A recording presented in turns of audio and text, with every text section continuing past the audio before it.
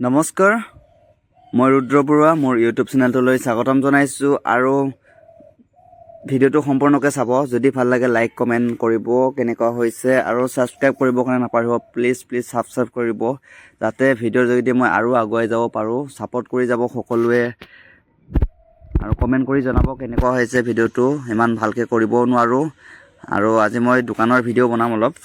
মানে মোৰ এখন দোকান আছে সৰুকৈ ধুবুৰী ইউকো বেংকৰ কাষতে, তাতে তাৰ ভিডিঅ' অলপ দেখাম, চাব সকলোৱে।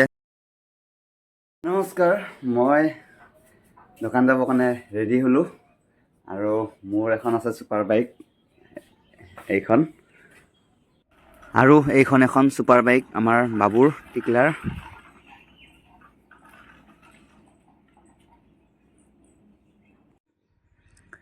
আৰু মই ছুপাৰ বাইকখন লৈ ওলাই আহিলোঁ দোকানলৈ বুলি।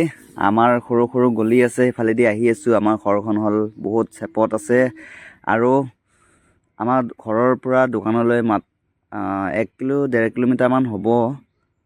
আমি এতিয়া গৈ আছোঁ ছুপাৰ বাইকখন লৈ। আমাৰ জেগাখিনিৰ নাম ধুবুৰী বুলি কয়। আমি এতিয়া পাই গ'লোঁ নামঘৰ এইটো আমাৰ গাঁৱৰ বৰ নামঘৰ। আমি আহি আছোঁ এতিয়া, মেইন ৰোড পালোঁ। আমাৰো বেছি দূৰ নাই আৰু ওচৰতে বাৰু, ইমান দূৰো নহয়। আমাৰ ছুপাৰ বাইকখনলৈ আহি এইখনে মোৰ দোকান আহি পালোঁ আৰু ওচৰতে আছে আমাৰ ইউকো বেংকৰ কিনাৰতে যিখন চাহৰ হোটেল, আৰু এফালে আছে বিউটি পাৰ্লাৰ আৰু ইফালে আছে গেলামাল দোকান এখন আছে। এখন মোৰ দোকান, ইয়াতে চাহ, ৰুটি, পৰঠা, ফাষ্টফুড, মিঠাই, মানে ফাষ্টফুডটো এতিয়ালৈকে বনোৱা নাই, মানে পৰঠা মিঠাই এইবিলাক পোৱা যায়। আকৌ এইখন হৈছে টাইলছ দোকান আৰু এইখন হৈছে জেৰক্স দোকান আৰু সেইখন হৈছে হাৰ্ডৱেৰৰ দোকান হয় বাৰু।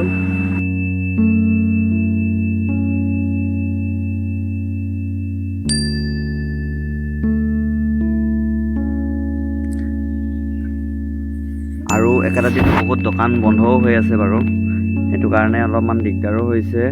আৰু আজিৰ পৰা লাগি যাম আৰু ভালকৈ লাগি যাম, মানে বহুত বন্ধ হৈ আছে ন, বেছি বন্ধ হ'লে মানে বহুত বেয়া। আৰু আজি মই দোকানত লাচ্ছা পৰঠা বনাইছিলোঁ।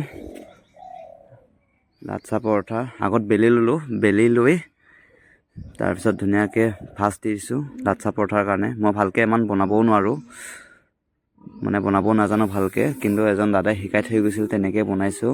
জাষ্ট ট্ৰাইহে কৰি চাইছিলোঁ কেনেকুৱা হয়। ধুনীয়াকৈ বেলি লৈ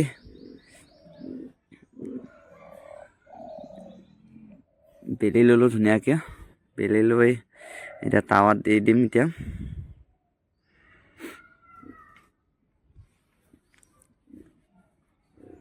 টাৱাত দিয়াৰ পিছত ধুনীয়াকৈ অলপ গৰম হোৱাৰ পিছত তেল দি দিম চাইডে। মানে মই আগতে এনে প্লেন পৰঠাই বনাওঁ, মানে আজি লাচ্ছা পৰঠা জাষ্ট বনাই চাইছিলোঁ আৰু।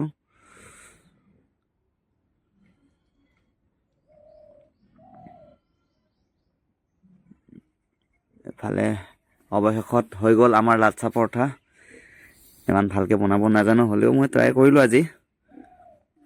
এফালে সজাই মেলি ধুনীয়াকৈ আমাৰ ভাগিন ছোৱালীজনীক দি দিছোঁ। কেনেকুৱা লাগিছে লাচ্ছা পৰঠা? মজা। এফালে আমাৰ শ্ৰীমতীকো এখন বনাই দিলোঁ ধুনীয়াকৈ লাচ্ছা পৰঠা। কেনেকুৱা লাগিছে লাচ্ছা পৰঠা?